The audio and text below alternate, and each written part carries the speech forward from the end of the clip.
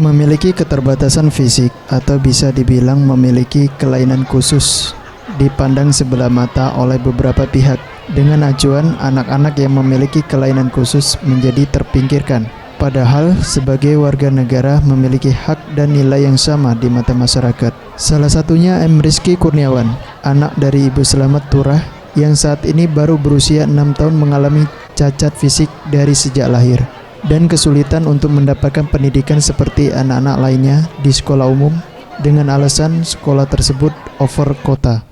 Namun atas surat rekomendasi dari Dinas Pendidikan dan Pemuda Kota Palembang, M. Rizky Kurniawan akhirnya bisa menjalani pendidikan di sekolah umum dan bisa menganyam pendidikan walaupun memiliki keterbatasan. Jadi kami ini kebingungan, anak yang lain sudah masuk 2 minggu kan, anak kami belum. Jadi kami nih, cak mano lah, jadi wong tua kan sedih.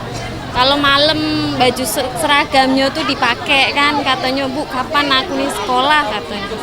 Jadi aku masih berusaha lah, di kantor lurah itu suruh ke dinas pendidikan.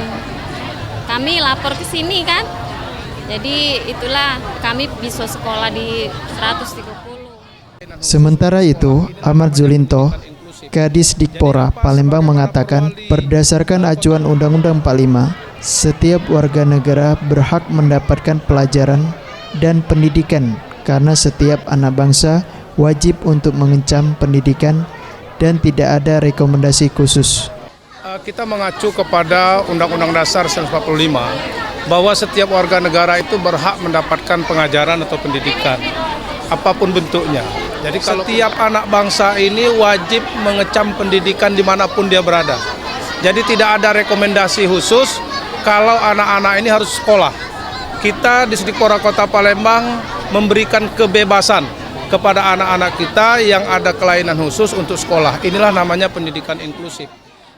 Ahmad Zulinto menegaskan kepada sekolah di Kota Palembang untuk tidak membedakan anak yang memiliki kelainan khusus untuk mengenyam pendidikan. Jika ada pihak sekolah yang melakukan hal tersebut, maka sanksi pemecatan akan dilakukan di Dikpora Palembang.